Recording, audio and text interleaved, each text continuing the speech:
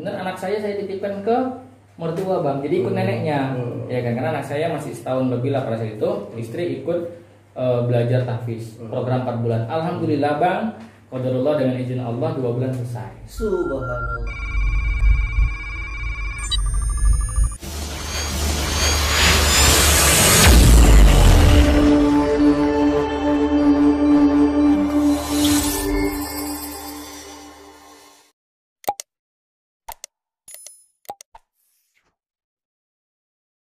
Jadi sebenarnya kalau dipikir-pikir apa sih tujuan kita berbuat seperti itu gitu, masuk itu apa gitu, mau ngapain gitu. Saya dulu sering ngobrol gitu kan, kalau lagi keluar kita kan capek nih bang, kadang pindah, apalagi kalau namanya jamaah jalan kaki bang. Dulu zaman Nabi itu kan yang memang jamaah jalan kaki ini paling diutamakan, ya kan, bawa kompor kemana kan capek bang, pindah masjid berapa kilo gitu. Saya pernah bilang gini, ini kalau nggak karena agama ngapain? Ngapain ya? Ngapain kalau nggak karena agama? Kalau nggak mengharapkan ridho ilahi ngapain? Bagus di rumah bareng kelonan sama istri gitu bahasa kasarnya bang ya. Nah tapi karena memang kewajiban dakwah itu tidak terletak pada ustadz bang. Kewajiban dakwah itu tidak terletak kepada ulama saja. Nah bukan pada ustadz saja, tapi kewajiban dakwah itu terletak kepada laki dan perempuan. Berarti semua laki semua kita ini wajib berdakwah. Nah jadi orang perlu pahami, biasa begini bang, ngapain gitu kan, ikut jamaah tabligh aja belum bisa ngaji, kan gitu kan bang, belum bisa ngapa-ngapain, ilmunya nggak ada, belum cukup gitu. Nah sekarang kita pernah dakwah itu artinya apa, ya kan? Dakwah ini hanya menyampaikan, dakwah ini mengajak, tabligh ini menyampaikan, kan gitu kan bang. Jadi kita ini hanya menyampaikan, balighu ani walau ayat. Jadi satu ayat itu kita sampaikan. Contoh ayat apa? Yuk kita sholat. Nah perintah untuk mengajak kepada sholat, ya kan? Nah buat apa kita maaf, bukan maksud merendahkan orang berilmu, tidak. Kita punya ilmu segudang nih, tapi kita nggak mau berdakwah. Iya buat apa? Jadi gini bang,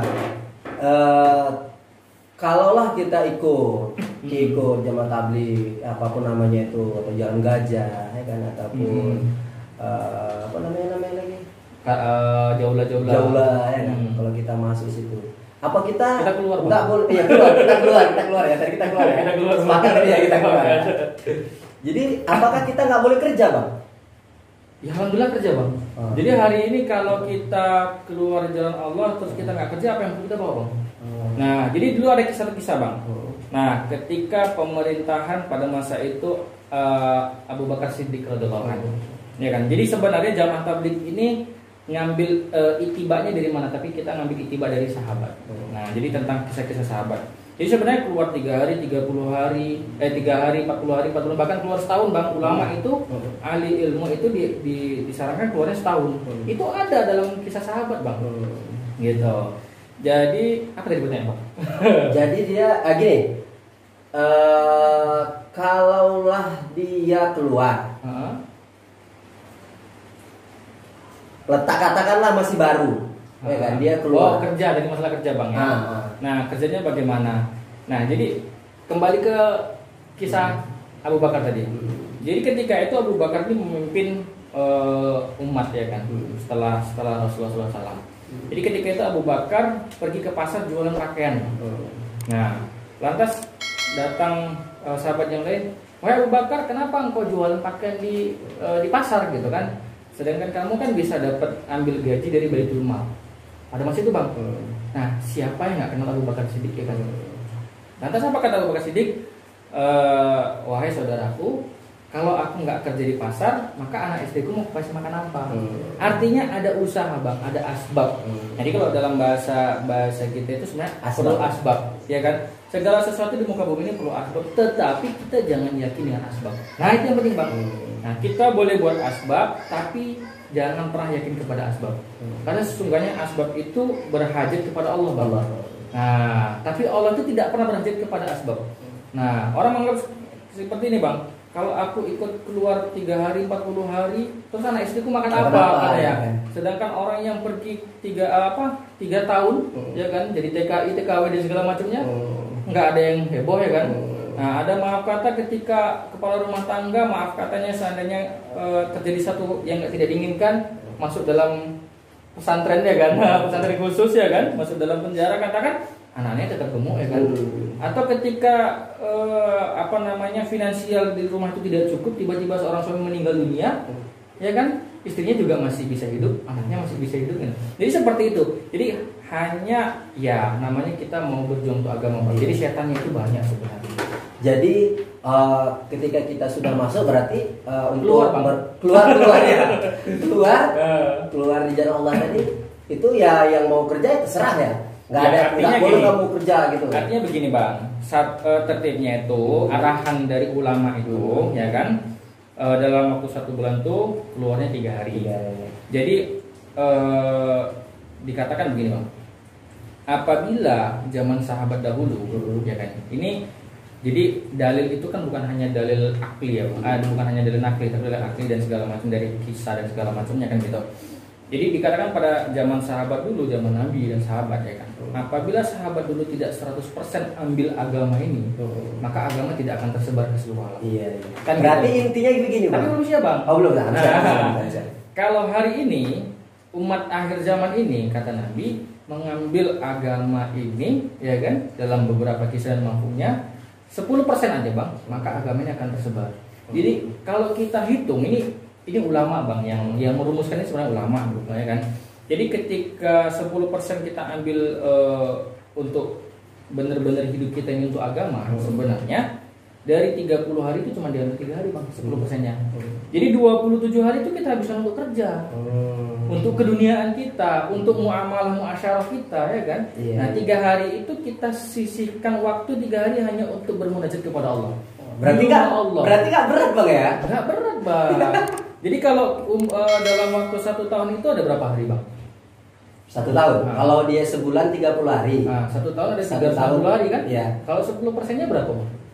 Tadi kan apa? Berapa? Jadi dianggap rumusan ulama itu hanya diambil 40 hari 40 hari ya. dalam waktu 1 tahun. Masa iya ketika kita dalam waktu 1 tahun itu bekerja 40 hari, berarti 1 bulan 10 hari ya. Selebihnya kita masa bisa mistik bang? Kan gitu kan? Terus kemudian ya kan, anggap deh usia kita usia kita ini 60-70 tahun kata Nabi ya kan. Jadi kalau 60-70 tahun itu diambil 10%-nya itu hanya 120 hari. 4 bulan. Minimal 4 bulan pernah seumur hidup. Nah, jadi seperti itu. Karena sesungguhnya perdagangan yang benar itu perdagangan ketika kita menginfakkan harta kita di jalan Allah. Oke, baik bang. Jadi ada pertanyaan. Ketika abang pernah mengikuti keluar gitu kan ada dia 3 negara gitu kan bang. Pernah nggak abang dapat sesuatu kesan gitu?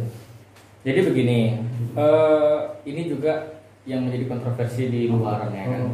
Jadi orang menganggap kenapa sih orang-orang jamaah tabligh itu harus ke India, Pakistan, Bangladesh ya kan?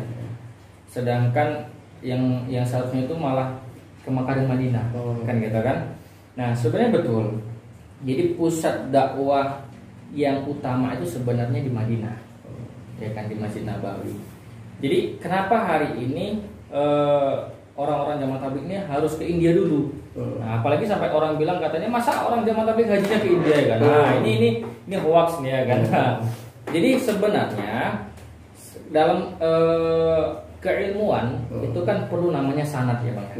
Nah sanad itu adalah hubungan keilmuan atau silsilah ya kan. Nah jadi jamaah tabligh ini dihidupkan kembali itu oleh Maulana Ilyas rahmatullah alaihi. Ya kan. Jadi Maulana Ilyas itu keturunan langsung daripada Abu Bakar Siddiq radhiyallahu anhu. Nah dan berdomisilinya itu pada saat itu di tanah Hindustan, di India.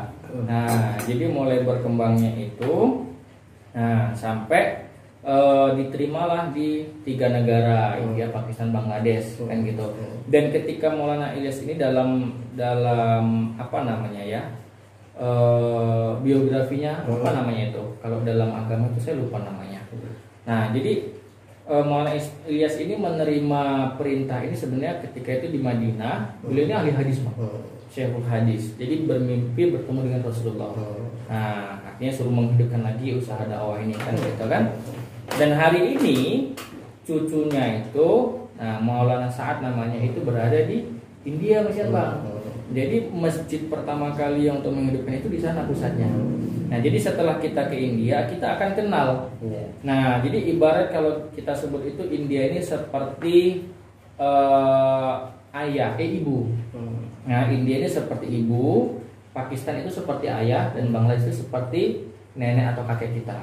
Jadi di India ini kita akan belajar bagaimana sifat seorang ibu, ya kan? Ibu ini sifatnya berkasih sayang. Jadi saya di India itu memang benar-benar, kita bahkan di masjid itu makan itu ya mereka yang sediain. Bang, ini bang menarik nih bang.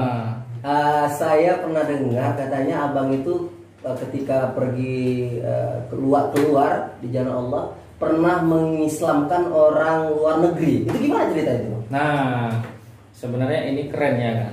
Nah, jadi puasa tahun lalu, Bang. Puasa tahun lalu. Puasa tahun lalu. Itu gimana ceritanya, Bang? Puasa tahun lalu. Nah, saya waktu itu keluar 40 hari di Jakarta. Ya kan?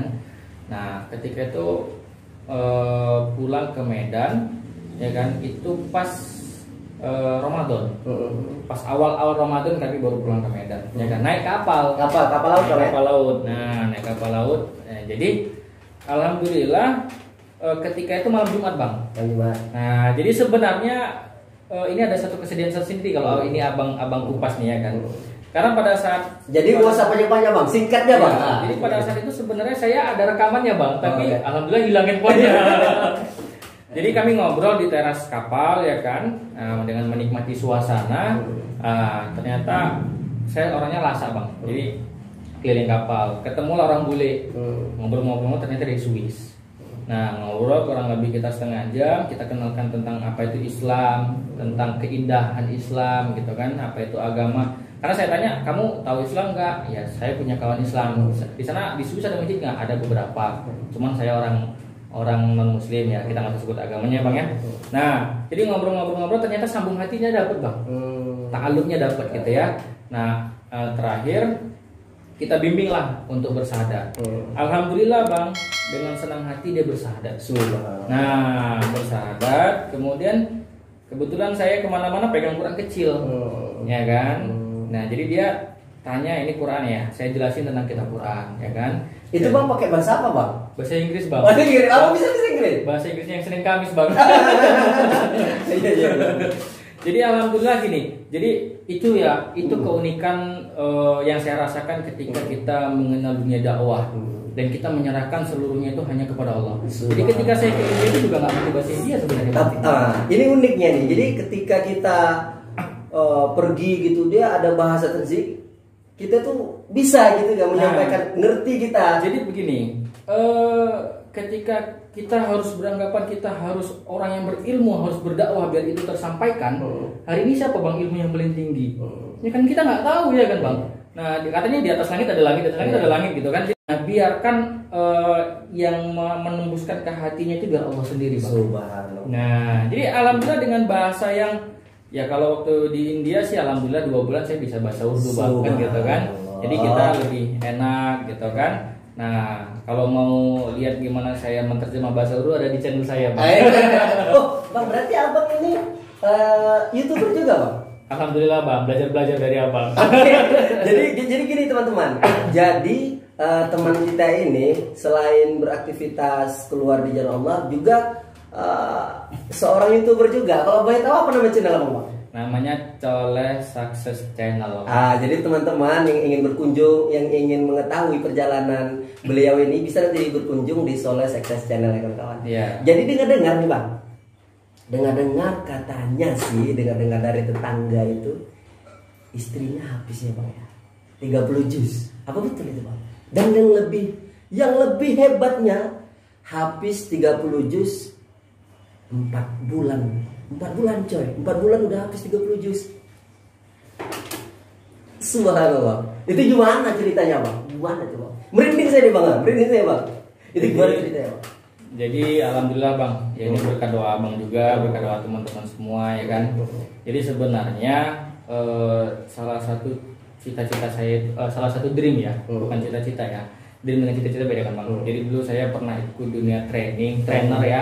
Nah jadi kita perlu punya dream. Salah satu dream saya itu pengen punya istri yang hafidh. Jadi alhamdulillah saya waktu masih lajang, ya kan, apalagi kita aktif di dunia dakwah, dunia tabligh, orang tabligh itu anaknya banyak hafizah bang. Jadi saya ditawarin, alhamdulillah saya nggak mau. Nggak tahu kenapa ya kan. Dan alhamdulillah ketika saya menikah, loh ternyata saya tidak dapat seorang hafizah, ya kan. Nah maka saya selalu menganggap dalam sesuatu itu ada hal positif. Pasti ada rencana Allah di balik itu semua. Dan alhamdulillah bang, ternyata di usia pernikahan kami yang menjelang 3 tahun.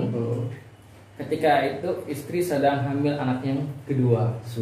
Nah, anak yang kedua ya guys ya, bukan calon istri yang kedua. Berarti ketika mengandung anak yang kedua, di situ proses menghafalnya. Bukan dari SMA, SMP gitu bukan, bang. Ketika dia sudah menikah baru menghafal. Jadi saya dapat itu alhamdulillah istri yang memang bisa dibilang bukan anak pesantren, bukan anak ustadz juga bang, ya kan? Nah, tapi anak yang bagaimana saya dulu, nah ini kalau saya kadang iseng bercanda dengan istri kan. Saya dulu ketika silaturahmi ke rumahnya ya kan, ketemu orang tuanya itu terlintas anak gadisnya ya kan. Pakai celana jeans bang gitu ya kan. Jadi saya berpikir kapan anak ini bisa pakai rok minimal bang, ya kan. Alhamdulillah jadi jodoh, ya kan. Jadi jodoh ketemu ya kan. Saya waktu itu pulang dari India ya kan, India Bangladesh, maka ternyata orang tua sudah ada hubungan juga dengan mertua ya kan. Nah hasil kami menikah dan di usia yang hamil anak yang kedua ini menjelang akhir ya, kalau nggak salah menjelang kelahiran lah gitu, sekitar 7 bulan ke atas saya ikutkan program tahfiz bang. Nah jadi alhamdulillah mau, walaupun banyak rintangan dan tantangan dari minta izin ke orang tua, mertua dan segala macam, dan kami itu harus berpisah bang. Nah jadi ketika itu istri hamil anak yang kedua, ya kan saya di rumah, alhamdulillah kita juga ada rumah tahfiz bang, ya kan saya di rumah dengan adik saya yang memang guru tahfiznya sendiri, ya kan. Bener anak saya titipkan ke mertua bang, jadi ikut neneknya, ya kan, karena anak saya masih setahun lebih lah pada saat itu, istri ikut belajar tahfiz program 4 bulan. Alhamdulillah bang, qadarullah dengan izin Allah 2 bulan selesai. Subhanallah, berarti lebih singkat. Ikut karantina bang, ya ikut karantina. Jadi full, saya tanya tuh programnya gimana? Program itu bangun dari jam 3 sampai jam 10-an ke atas baru tidur bang.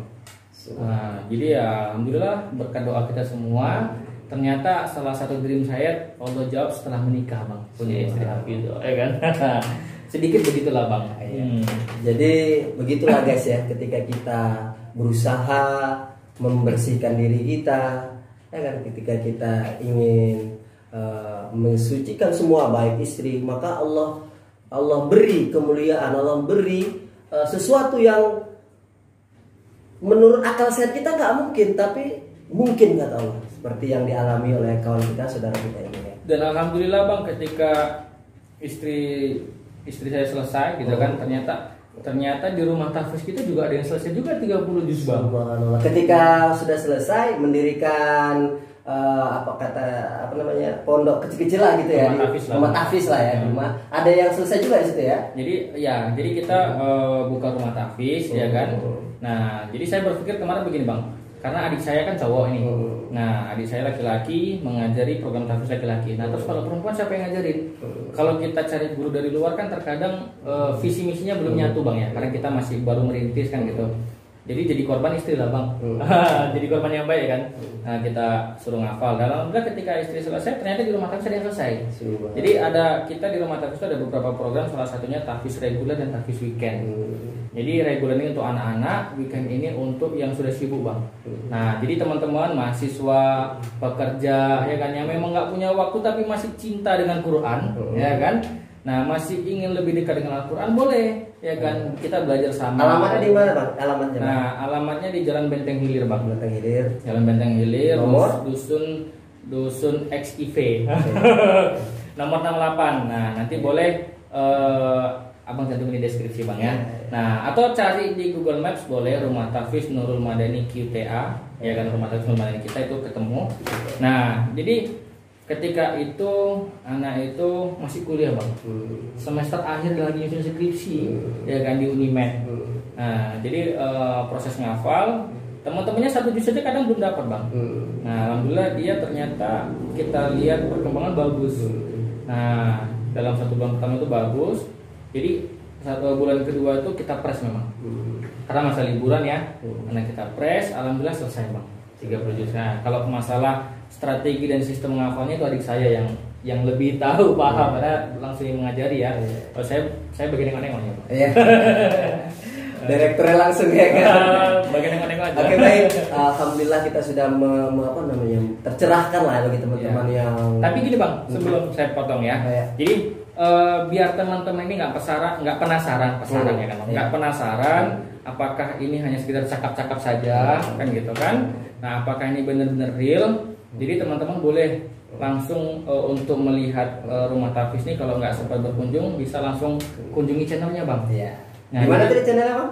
Jadi channel YouTube-nya itu Nurul Madani Kita, ya, QTA. Nanti di situ kemarin juga kita ada acara apa namanya bang? Acara wisudanya, sekaligus launchingnya itu. Satu lagi di channel yayasan kita namanya QTA Center. Ya.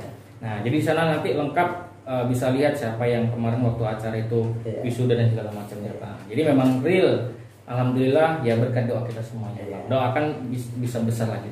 Oke baik, tampaknya sudah puas ya menggali sedikit tentang jemaah tabligh-nya. Mungkin teman-teman nanti ada pertanyaan yang seputar jemaah tabligh ini bisa nanti mencantumkan ya kan, ataupun membuat komentar di bawah ini. Nanti kita coba bacakan ataupun kita gali kembali ya kan apa-apa yang mau dibahas. Jadi teman-teman yang ingin komentar masalah ataupun ke depan mau dibuat apa channel ini nanti bisa di komen di komentar di bawah ini ya.